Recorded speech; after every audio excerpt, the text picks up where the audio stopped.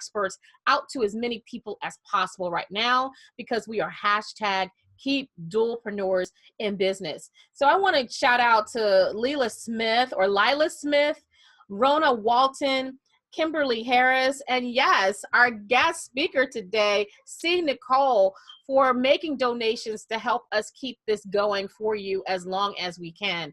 So I wanted to thank you so much for your donations. If you'd like to make a donation in any of the evites or invites that you get, there is a way to make a donation. Any amount is better than zero. That's all I can tell you. Someone said, I wish I could give you a couple $100. Hey, what you gave me is better than nothing. So I so appreciate all of the support. And, you know, even the people that are helping us in the background with the promotions, the graphics design, setting up the technology. Thank you for helping us to keep them employed as well. Really appreciate you. Are you interested in starting a nonprofit organization? Do you have a philanthropist heart? Do you have an idea to be able to help the community or help multiple people, and you really, really have a passion to start a nonprofit organization, but you have no idea what to do to get started? Well, this is the show for you today, right? I had to call my nonprofit expert sister, C. Nicole Henderson. So when I think nonprofit, she's the only person I really think about that knows anything that, as far as I'm concerned, about nonprofits. There might be other friends out there, but the first person I think of is C. Nicole. So I had to call her and said, you know, sis, can you come out and talk to my community for those that really want to start a nonprofit? And she was like, yeah, sure, of course, anything for you. You know, my people love me. And because they love me, they love you. So I want to thank you so much, C. Nicole, for coming on here, sharing the information to help us to understand what is involved or what does it take to start a nonprofit, and then how can we really get started. So thank you, thank you, thank you for coming on today. I really, really appreciate I appreciate you for that. Thank you. Thank you. Absolutely. You know, Tara, it's such an honor and a pleasure to be able to be on here with you today. And I've been a dualpreneur for a very, very long time. And anybody who's a solopreneur out there, that is a bad word.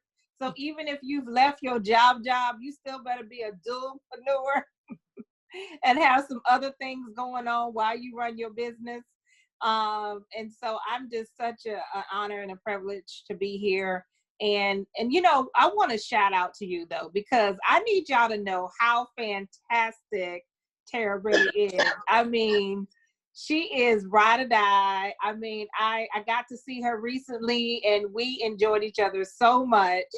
And, you know, it was just about a week or two ago, she put out a post in her community to find out who would be interested in starting a nonprofit. And what I loved about that, Tara, is the people got to be able to dream again. People was able to see, like, you know what? Oh my goodness, there's a possibility. There's a chance for me to be able to do that. And do you know she received not 29 responses?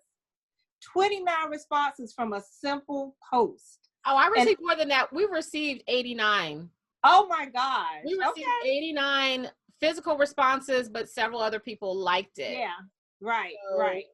And so that's amazing. So that lets you know that there is a need, that lets you know that there is a market. And this is definitely a niche market. And what I love about what our firm does, our firm is CNH and Associates, is that we help those people have a clear vision. We have what's called the Clear Track 501c3 system, where we walk the clients through the entire process. It's pretty much a done for you program. And we give them that peace of mind, because the paperwork can be very tedious. If you make one simple mistake, it can cost you a very, very long time in getting it corrected. And so we're here to give them the expertise, to give them the peace of mind, to hold their hand and be able to do whatever we need to do in order to get them to the next level. And so I'm here, and I know there's many people, even in our communities, who don't know where to start, don't know how to begin.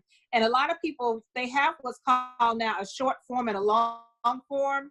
And a lot of people think that, well, I just fill out the short form. Well, there's certain requirements that that short form requires. It's called a 1023 EZ. And then the full form is called a 1023. But what happens is there are a lot of people out there who fill out that short form and they don't realize that there are some back end things that needs to be done. And they might get an approval and they're thinking they're done. That's it. No, that's not it. There are certain compliances that you stated on that form, that you have your bylaws. You stated that you have your policies, and you need to know which policies are required as being a 501c3. There are certain required policies that are required by law in order to become a 501c3. Having your job descriptions, having your plans and your things worked out. So many nonprofits just really don't get it. So I just wanted to start out and say thank you to you, and allowing people to dream again, allowing people to see the vision, and letting them know that they do not have to go at it alone. Just to give you a little bit about me and who I am, I've been in this industry for over 26 years. I'm going to stop there. I'm not going to count anymore. I'm going to say 26 plus years. And so we revamped ourselves, kind of rebranded ourselves 4 years ago. And I'm telling you, the way we do it now is so different than we ever done it before. And if you are a small business out there, or you are thinking about a business, I cannot begin to stress enough, even as a nonprofit, how important it is to have a process. You have to have a process. You can't just have a name and EIN and you think you in business. You're not. Even as a nonprofit corporation, you're not in business. So I've been in this industry for over 26 years. And one of the things that I love is being able to serve. I've helped organizations from international and domestic. I've worked with almost 500 organizations and helping them in one capacity or another. I've helped raise funds for organizations in millions of dollars without the first grant, because the part of the industry that I love is diversified funding. I know you love that word, Tara, diversified funding. And so there's nothing wrong with grants. People think that grants is synonymous with nonprofits. But guess what, y'all? There are 20 other ways that you're leaving money on the table that you're not thinking about. And that's another thing where our firm comes in. Not only do we want to help you start the nonprofit, but we want your nonprofit to be sustainable. So if you are out there and you have a nonprofit and you have no budget or a low budget, or you want to expand your budget, we want you to come talk to us. We want to show you how to create those diversified funding sources where you can raise hundreds and hundreds and thousands of dollars, even millions of dollars without the first grant. I'm not against grants, but I'm definitely about diversified funding. You have to get what we call social enterprise. Social enterprise is earned income. It is programs and services that will help sustain your nonprofit. Guess what? Unrestricted. Unrestricted funds. And that might seem like I'm kind of going deep in, but this is the area that I feel is the most myth. This is the biggest misconception that I think so many nonprofits have. And I want to address that misconception early on before we get in, because I don't want you starting your nonprofit thinking only about grants. Do you know that Girl Scouts of America make over $700 million a year on those cookies? Okay, that is cookies on steroids. Okay. Can I just interrupt here? Yes. On Girl Scout cookies, y'all. I need y'all to understand they are better than the drug dealers. Okay, because we know y'all know. Go and say amen if you know. You know, when the season of Girl Scout cookies come into play, you probably go fiending looking for the Girl Scout cookies. Don't let the Girl Scout cookies be up in church. Offering cookies. Come on now. That is a very good point, that, the Girl Scout is a nonprofit organization, but they don't solely rely on grants. No. Cookies make them more money probably than what they get out of the grants.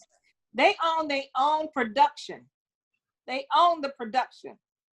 Because can't nobody make do-si-dos like, nobody make Thin Mints like Girl Scouts. Okay, I'm done. And they go up in price with inflation. And guess what, y'all? Because it's directly related to their mission, it is tax deductible and it's tax exempt. Why should say it's tax exempt?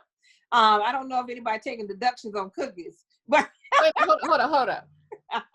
If I buy enough cookies, that's a donation. it could be. Yes, it could. Just people don't usually take it. Yeah. Watch me. Okay. Let me say, do you remember the Oscars when they had when Chris Rock hosted the Oscars and his daughter, Girl Scout troop, came? Do you know they raised, I think it was either $63,000 or $93,000. You better believe that was some write-offs. Okay, that they raised the cookies. So those donations went to the Girl Scout Foundation, and those did literally become write-offs. And so we have to understand we're not just doing this thing in Atlanta. I have clients in over 43 states around the country. We have a 100% success approval rating. And so that means that every person we turned in, we've gotten 100% of people approved. And so we pretty much kind of know what we're doing here. And we would love for you guys to be a part of that and letting us give you that professional consulting and coaching that you would need. I am a sought out speaker. So anytime, if any of you all ever want me to come speak, now I have to say virtually or in person once we get past the sheltering in place, to be able to just share the opportunity with you, to be able to expand your church or your organization or your ministry or your philanthropy efforts, because it doesn't have to be a ministry. There are so many different reasons of why somebody have a tax exempt, and I'm going to get into that in a little bit. But one of the things I want to talk about is when you have a burning desire and you have a mission or something you really want to do in life, maybe you experienced some things. Maybe you might have been homeless. Maybe you might have had some setbacks in life. Maybe you dealt with cancer or things like that. I have people who start organizations for so many different reasons. You know, it could be for domestic violence. It could be re-entry programs of helping people get back on their feet coming out of prisons, foster care programs, clean water. Even the NFL, you guys, the NFL, they still do have a nonprofit function. And so people don't realize that amateur sporting, you can have all the amateur sports, your AAU, those are nonprofit organizations. Those are nonprofit organizations. Anything that you're going to do to even help the burden of government, you know, let's say you want to help the homeless or you want to help children against the cruelty of animals, all these things fall under reasons of how you can, that we call tax exempt purposes, where you can create a 501c3. Now, you can become a domestic or foreign nonprofit without becoming a 501c3, but that determination letter is the one that opens the opportunity for you to get funding and for people to take deduction. They cannot take a deduction unless you are a church. If you are a church, you are not required to file a 501c3. There is a separation between church and state, and the burden is on the parishioner, the member, if their organization is a church. And so the church you can take that tax deduction from the church. Now, there are a lot of churches that are going out and starting 501c3s. I don't recommend it. I recommend that they do not do that. I recommend. Why is that? Why do you recommend that churches do not start 501c3s? Because they're already exempt. They're already exempt based upon there is a document called Churches and Religious Organizations that is put out by the IRS. And what happens is you can file the 501c3, but they don't require you to do your 990 annual filings. But anytime that you apply for something that's government, you're opening up your books and your church to other things that's government. And so what I recommend that churches do is you create a developmental arm that will allow you to have an outreach program that you can get funding for. You know, and a lot of ministries don't realize that. And there are groups out here that are suggesting churches to do this, but if you don't have to, you don't need to. You can still have a 501c3, and you can also have your church. Now, You cannot be a ministry and you're not a church. So let me give, there's a difference between, if there's certain, a church has to have a creed, a doctrine, an order of service, meeting times. But if you're just a ministry, you know, we're the butterfly ministry and we come together and we praise butterflies, that is not a church. That is not a church. Those types of ministries will need a 501c3. So it's important that you do read that document that's given out by the IRS, because I don't want anyone to mistake or misstep anything that I say, but those are the rules and they're backed up by law. Now, what if the church, so if we have a church and it's a church, can churches still get grants, or do they have to be a 501c3 in order to get certain grants? A church cannot get, usually a funder will not give a church a grant money if they don't have a determination letter. A determination letter is what the 501c3 is. Now, if it is a grant that's like a private foundation or something that actually, there are foundations that actually are faith-based and they give the faith-based organizations, they may be able to receive it that way and still take the deduction. But that's why a lot of churches start a developmental arm, an outreach program, and they usually put it in a different name from the church. And so that they can have that determination letter and apply for those competitive funding sources. Because you have some churches who actually have daycare centers, and their daycare center is a 501c3. And so you have some churches that have nursing homes, group homes, facilities. So those types of, or they don't have to be just a ministry base, but you also got educational departments like universities and schools that are 501c3s as well. Ayana said, what is the average cost? I'm going to get into that in a minute, Ayana, what the average cost is of starting a 501c3. So one of the things I want to talk about is you have to start with a purpose. If your purpose or mission of your 501c3 is not a tax exempt purpose, you're not going to get approved. Okay, let me say that again.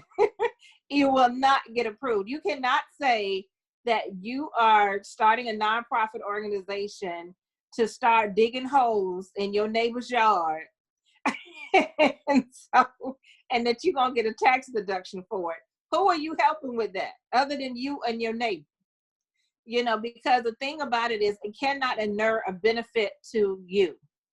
It cannot. That's why your board members are not shareholders. They're stakeholders, but they're not shareholders, because nobody owns a nonprofit. I have to tell this to my clients all the time. Well, I don't know who I can trust. Well, it's not about you trusting. A nonprofit is a public trust, which means that it belongs to the public. You're the founder, but you don't own it. And so I tell people a lot of times, if you have a nonprofit and it's a public trust, but you have a lot of intellectual properties, you need to decide if you want those intellectual properties to be under the nonprofit, or you want to create an LLC and have ownership of those intellectual properties. So that's the conversation, because one of our specialties is to help joint ventures of businesses and nonprofits together, and to help them through that process and know how they can navigate together and how they can work together. Because a lot of businesses, once they've gotten to a level of success, they want to have that social responsibility and they want to have that goodwill and being able to give back to society. Or they may decide to become what we call a B Corp, which in Georgia, we don't have B Corps.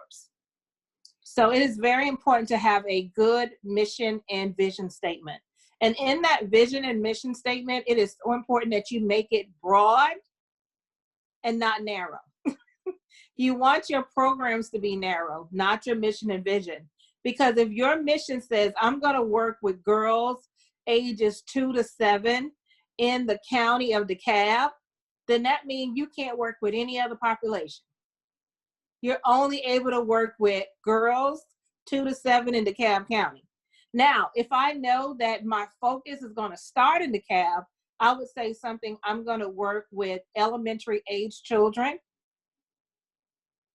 in the greater Atlanta, or I'm going to work with elementary children Or I might just say, I'm going to work with youth, because youth is anywhere from 10 to 29. So then that gives you a greater scope on who you can serve and how you can serve. And so it's very important that you don't narrow yourself so far in that you don't give your nonprofit room to grow. Because you might want to extend. Maybe right now you're working with girls, but 5 years from now, you may want to add boys. So it's real important that you're really careful and you're clear in how to define that mission and vision. It's so important. And we have that expertise to really help you define that mission and vision and make it very clear, so you're not falling into those loopholes. Now, what is a nonprofit? I'm going to just read the definition that the IRS has for a nonprofit.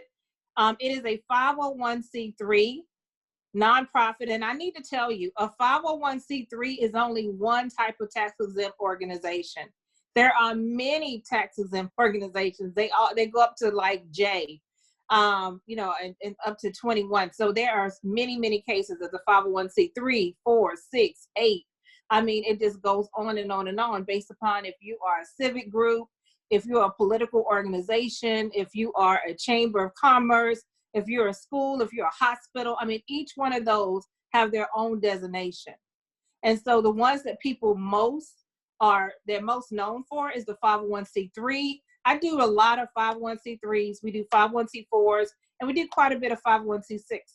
And those are some of your chamber organizations and your civic groups and those types of things. And a C4 is a political organization. Let's say you want to get heavy in lobbying, you want to get heavy in politics, because you're very limited in lobbying as a 501c3. No more than, I think it's 20% of your budget can go to lobbying as a 501c3, or you risk losing your status, and you don't want to do that.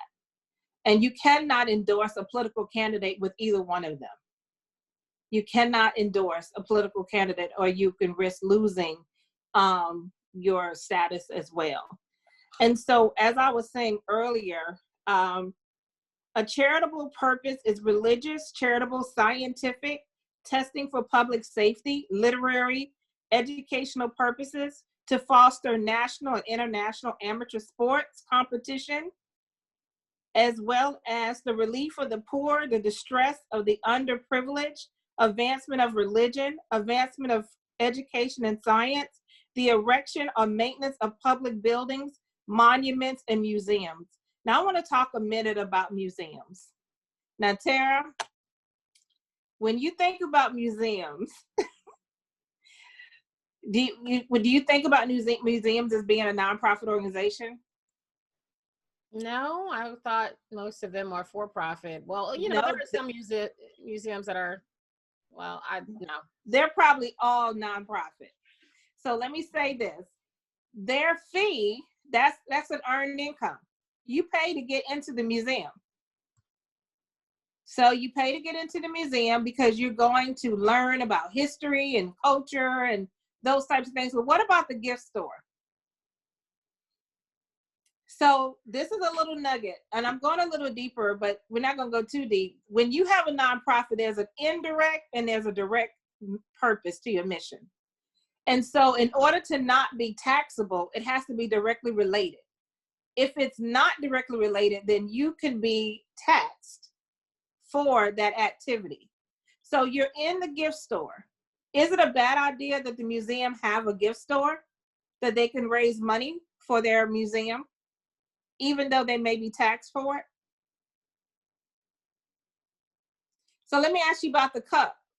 The cup that you're drinking that got Van Gogh on it, is that taxable or non-taxable? Non-taxable? It's non-taxable because it's an education artifact. Oh. Yes. It's directly related to the mission. Now the chips and the cookies and all that and the food and the restaurant, yeah, those are taxable.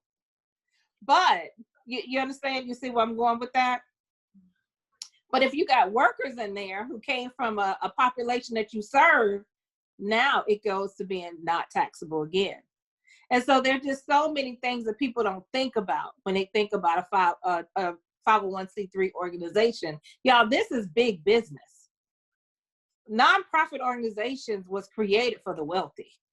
It was created in the beginning for the wealthy to be able to give to the poor, for the wealthy to be able to have tax shelters and things like that. You don't normally hear people say that, but check the history.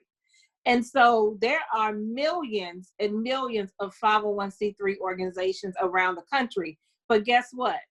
Every month, the IRS puts out a bulletin of people who get automatically revoked. You know why? Because they're not compliant. They're not filing their 990s, which our 990s is equivalent to a 1040 of our personal taxes. They're not filing that. If you go 3 years consecutively without filing, you're automatically revoked. And all that status that you worked so hard to get, you lose it. And you have to reapply and start over. And so many nonprofits, all they had to do was turn in a postcard and they could have kept their status. So if you are listening to this and you have a 501c3 and you don't know if you're compliant, I highly suggest that you contact our firm and let us assist you with that, because I would not like to see you lose your status. So let's talk about the steps to becoming a 501c3. For those of you who want to become, I have 8 steps here of becoming a 501c3. Also in our Clear Track checklist, we have what's called before, during, meantime, and after in the process. So the before is we get on the phone, we talk, we set up an assessment date, you pay your deposit or your full amount, and then we go ahead and we do your assessment. The during is what we have to do to set your nonprofit up.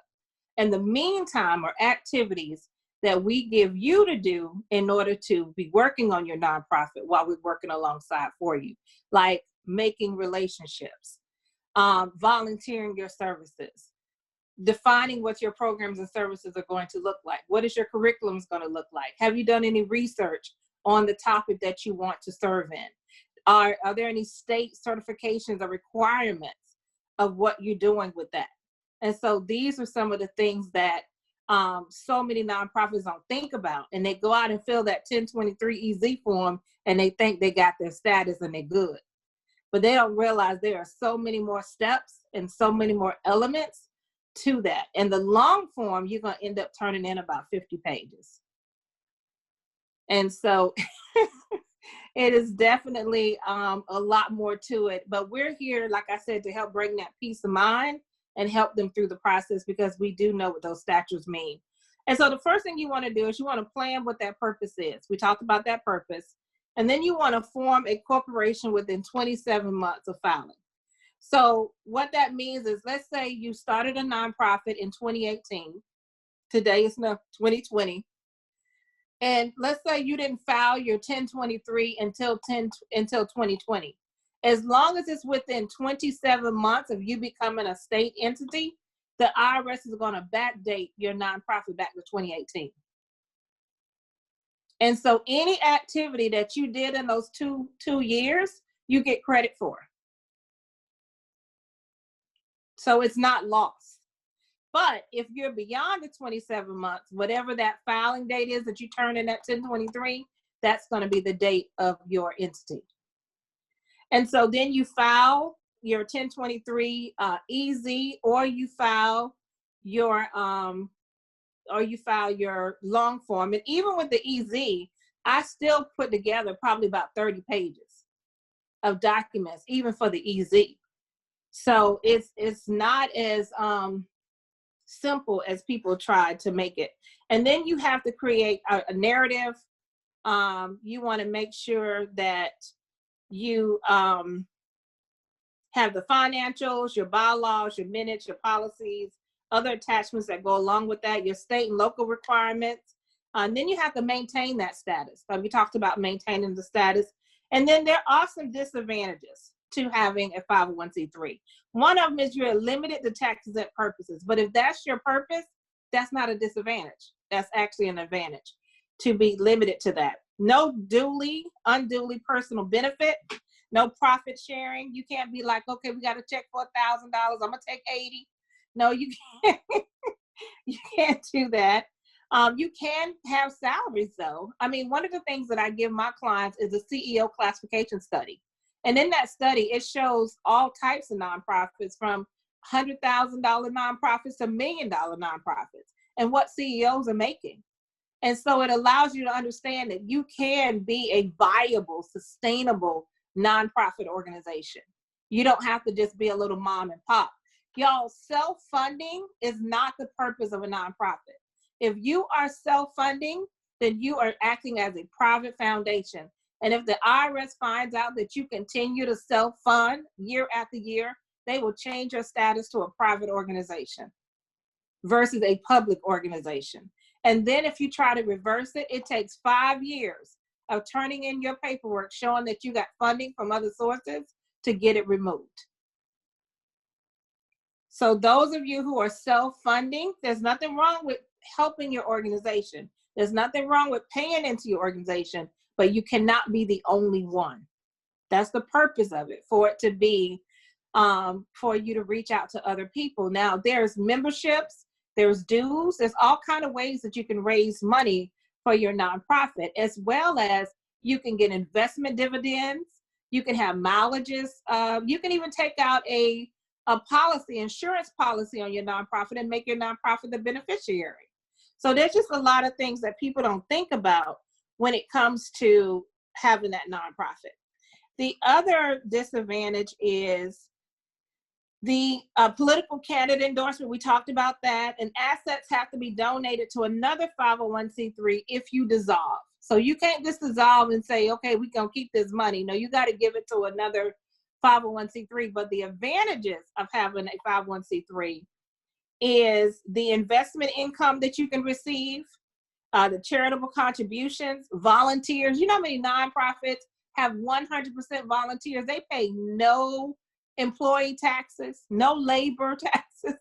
All their people are volunteers.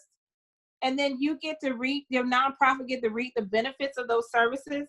Federal and state tax exemption. In some states, like Florida and other places, they actually have a state exemption. Georgia does not, unfortunately. There are some grocery stores and things like that that will exempt your taxes, and hotels, but a lot of times that's based upon the entity. It's not a state law. Perpetual existence. That means that your nonprofit can outlive you. Susie B. Coleman left here a long time ago. And so the founders of the Red Cross, the Goodwill, whatever your nonprofit is, it can outlive you. It has perpetual existence. Social good, to be able to have that social responsibility, to be able to put your nonprofit in honor of a loved one. Many times somebody may have lost a family member and they want to honor them through that. And then we have to be careful that you don't get in that IRS sensitive third pile. And that's what I call that 12-month review. When you went out of the loan, you did it wrong, and it's just sitting on somebody's desk, and they're going to get to you when they get to you. You do not want to file in that category, especially during these times when, they're very busy. They're going to get to you when they get to you. So I know we had a couple of people who asked some questions. Our process that we have with the 501c3, it's $1,600 to do your 501c3, and then your state and federal fee is separate. Usually most states are around $100. Your short form is $275 and your long form is $600. But for anyone who would like to be a part of our process to help them, we do have a special that we're offering through the Dualpreneur, and you would contact us and we'll let you know what that special is. But you'll be happy about it. Awesome. Thank you so much for those tips, and especially what's necessary to start the nonprofit. And you gave some great information as far as the good, the bad, and the ugly, and the beautiful with it. I think the best thing, like you said, with, as far as I'm concerned, is the diversification of funding. That you don't just have to get grants, right? A lot of people say, I want to be a nonprofit so I can get right. Well, there's more to just getting grants. What if you don't get grants? So, and thank you for bringing up my favorite nonprofit, the Girl Scouts. I've never been a part of the Girl Scouts, but I was a Girl Scout and a Brownie. I chase after them chicks. Promise you, it's spring. It's Girl Scout cookie time. Look, I'm quarantined. I don't matter. I'll buy online. I'll cash app, whatever. I know, right? So what that lesson is, start your nonprofit and start selling some cookies. Yeah, whatever. Start selling something. Right, exactly. I mean, they don't realize t-shirts, books, all these things are things you can actually, and you're not selling them. You're getting you're taking what's called a donation. So what became a price point is now a donation. And so if you go to like World Health Organization and different places like that, they got goats out there. They literally got $1 on goats. Like you pay $1,200 to get this goat. You pay $200 to get this cow.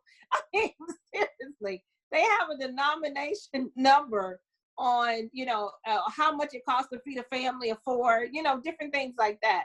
And you had to create a campaign, guys. I can't even begin to tell you. It's just, we can go on and on and on and on and on, but you can't just go out and say, I'm starting a fundraiser tomorrow, and there's no campaign. There's no logic. There's nothing for people to tie into. It's not organized. Nobody knows when it begins. They don't know when it ends. There's no, you're not sharing your story. It's just so many things. And then you got a shoestring board. Your board is you, your cousin, and your mama. I mean, y'all, listen, get you some real board members. Not judging. We're just saying, Get you some real board members. I mean, you can have your mom and your cousin, but you need to have 2 non-family members for every family member, because there is going to be conflict of interest that's going to come up, and you need to be able to have a quorum so that you can have a vote. And I cannot stress enough how important, if you're a nonprofit, you must have meetings. You must have an agenda. You must keep minutes. Yes. All these things are compliant issues. I don't care if you don't meet but 4 times a year or twice a year. You have to meet. You can't go all year and don't have your fiscal paperwork, your documentation. Y'all, this is a corporation, and it has to be run like a corporation. I think if families instead, and I talked about this before about, going to family reunions, if they build a family fund and they invest it and they pool their money and invest it and build that, they can build generational wealth. They can relatively do the same thing and have a foundation or create a foundation for their family, right? Right. They can put it in a family trust. Can create scholarships for certain people. And so when you look at it in that way, that it changed your whole dynamic of what you can do with a nonprofit. And I really appreciate that. So see, Nicole, if there's some people that really want to get started, they want to learn how to work with you, what they need to do, where can they go to get started or have a conversation with you? Almost definitely. Well, they can definitely find me on all my social media. It's C. Nicole Henderson on everything. IG, Twitter, Facebook, C. Nicole Henderson. They can definitely go to my website, which is CN Henderson, cnhenderson.com. And they can also schedule through my website, or they can just go to cnhenderson.as, which is AS dot, what was the rest of it? I forgot. Got it on website. All right. Go to CN. Just go to the website. Go to cnhenderson.com. Do that. Right? Yeah, I done forgot what my scheduling link is. She is hilarious. Well, thank you so much. I now want to be able to open it up to those that are here. I know that Monique had a question. Monique, did you want to come on and ask your question? I don't know if she's able to. Yeah. Hi everyone. I'm sorry. My picture is up, but I'm not really going to show my face because I have my bonnet on. But yeah, I beautiful picture. Have thank you. I have a nonprofit 501c3 status called Philly Youth. We pretty much focus on decreasing negative stereotypes of inner city youth. But we have this travel program that's coming up, in July 2021, where we're taking youth who come from low-income families to Costa Rica on a 9-day educational tour. Before COVID came about, we were supposed to have like monthly fundraiser events to help raise the money for the youth to travel. But like, unfortunately, with COVID being in a way, we're not able to have those events anymore. So it's kind of like a struggle trying to raise, I feel like a bit selfish, trying to raise money for our travel program, because a lot of people, you know, have lost their jobs, or so I just don't really know how to go about raising money for this program without, you know, feeling some type of way about it. So I just want to know, like, do you have any tips on that? Wait a minute. I'm gonna let C. Nicole answer, but I do want to address you feeling bad.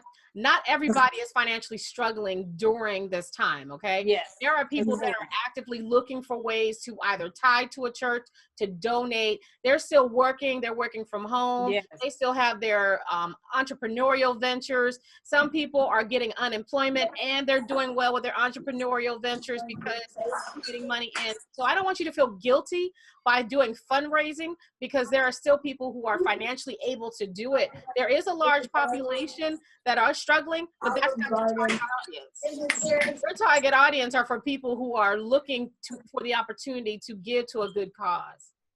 Okay. Yeah, thank you so much for sharing that, Tara, because that was one of the things I was going to let her know, is that you got to take yourself personally out of the equation. A lot of times people don't ask for money because they have their own money issues. I'm not saying you got a money issue, but what I mean is they feel like they're asking for themselves, but you're not. You're asking for those who cannot ask for themselves. You're their advocate. And so when you take the approach as I'm the advocate, and just like Tara said, there are so many people, millions of people out here who have revenue, who have income, and who have influence, and who can actually be some of your fundraisers. To me, this is the best time in the world to create those campaigns for that Costa Rica trip. This is the best time but the thing is, you know, I would love for you to do a consult with me so I can help you come up with a good campaign and being able to really give you multiple ways and diverse ways to go after people who you can collect those funding dollars for. You know, just like right now for me, I may have people that say, hey, I need to put it on hold, but I also got people say, no, I'm ready. I'm ready now. I'm taking advantage of the opportunity to move forward and get this done. So you, just like you said, you got to find the market for the people who are ready and who want to give. And I'm telling you, the time is now. Absolutely. Be encouraged. Be encouraged. Thank you. Yeah, I'll definitely be reaching out to you for a consult. Awesome. Awesome. See how that works? That's easy. Okay. Cool. Is there anyone else who have any questions? I do. It's just kind of a term that I've heard floating around, and I haven't really taken the time to study it. But you were talking about budgets, and so what's a temp restricted budget? A what? A temp restricted. Temper? A temp, like temporary restricted. Oh, like temporary restricted? Yeah. What is that in terms to nonprofits? Yeah. Who told you that like there was? It's kind of like if somebody gives you a grant, but maybe there's restrictions to it as part of the grant. Yeah, that's not called temporary restricted budgets. What that's called is those are it's restricted funds. Okay. That's what they're called. You got unrestricted funds, you have restricted funds. And so there are some funds that if you're getting a grant, let's say that you got a grant to work with girls and girls that are only in elementary school, you cannot use that funding for the girls in your high school program. And let's say you got a program for boys, you cannot use that program for your program for boys because the funds are restricted. But it's nothing wrong with having restricted funds because they can really help fund the programs that you're looking for. But you have to also get these other diversified funding sources to help fund not only that program, but also other programs as well, because a lot of donors want to know, what are you bringing to the table? If you were to lose our funding next year, how can you manage and keep this program going?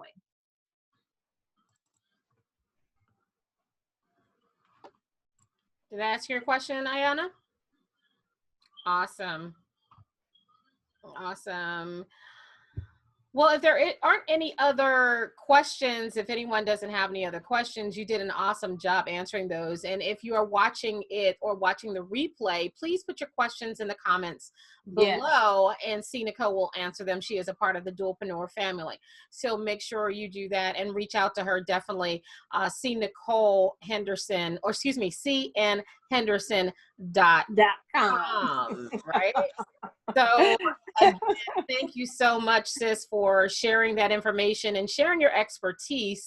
Y'all, she's giving a Dualpreneur discount. I have no idea what that is, but yeah, they keep giving y'all It's stuff. a hefty discount. Wow. Hefty. Almost makes me want to start a nonprofit just to see what the discount is. But before we head out, I want to thank everyone for watching and for sharing the information out and tagging people that you know have an interest in starting a nonprofit.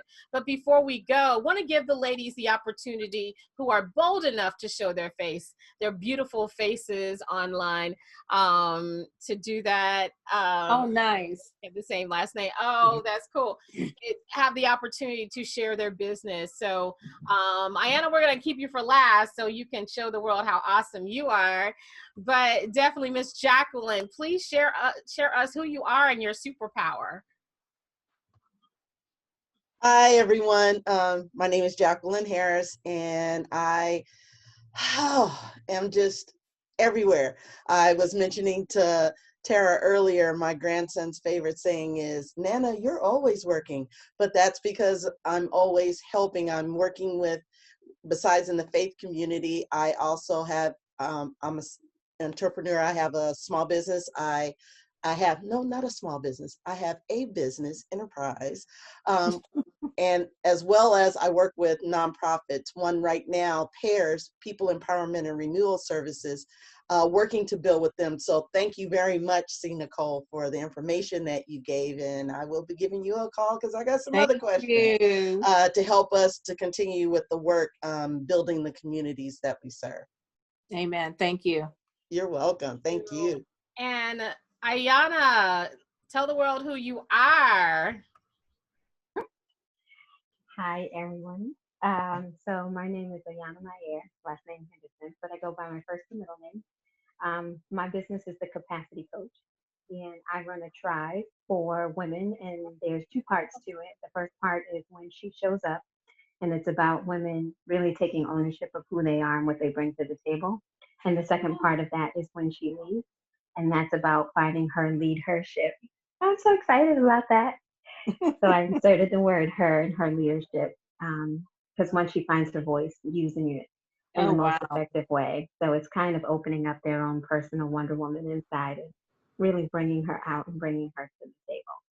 And Ayanna, I really do see a nonprofit arm to that. Yes, so, yes. Because definitely. There's a lot of outreach that can go. There's definitely a for-profit coaching opportunity there, but there is so much opportunity for a nonprofit and outreach for that, where you can get significant amount of diversified funds that are, what was it called again? It was the two different types of funds. Oh, direct and indirect. No, the other ones where I have to do. Oh, the restricted and unrestricted. Restricted and unrestricted. Right. Yeah. Mm-hmm. Yeah, I see opportunities where you can get you can get restricted funds, but you can get some unrestricted funds. Yes. For that as well. So definitely reach out to those. The other young ladies who are protecting their beauty behind their pictures. We respect that. I do, but I want to give you a shout out. Monique, Beth, thank you for coming in. And Victoria, thank you for hanging out. Look, everyone, I really appreciate everything that you are doing for the Dualpreneur community. Help keep dualpreneurs in business. Make sure if you have any needs, business needs or whatever needs, you look into the community first to see who may be able to assist you with that. Buy from them first, buy from each other. That is the most important thing. And hopefully these virtual masterminds are going to help you to improve your position to make more money and to fulfill your lifelong dream, whether it's to be a full-time entrepreneur, whether it's to be a dualpreneur forever, or whether it's to stop working altogether and retire early. Yes, yes. You get to define that. So I want to thank you so much for joining us. I love you. Oh yeah, Number I forgot to 2. introduce me. How did Yes. I do that, right? My name is Tara Jackson, aka Madam Money. You probably know me as a financial commentator, and I do that in speaking engagements. But what you didn't know, or you probably do know, is that I own a website company called SRJ Websites. It's named after my mother, my grandfather, and my grandmother, Stephanie, Roger, and Jean. And what we provide are website services and other business solutions and coaching solutions. I believe that every small business, regardless of size, should be able to look like a Fortune 500 company. And so I make sure that you have the presence online that your business deserves because it's your caliber. And so I look forward to serving you. If you need a website, you need one designed, developed, redesigned, or you need maintenance of a WordPress, I would love to be able to serve you. If you'd like to have a conversation about that, you can go to my website, srjwebsites.com. Scroll all the way down to the bottom, and you can schedule consultation. It's a great conversation, no cost for you. Looking forward to reaching out to you. Now, I love you, and there's nothing you can do about it. And don't forget, everyone, come on, Ayana, wash them hands. And We'll see you next time. thank you so much. Thank you.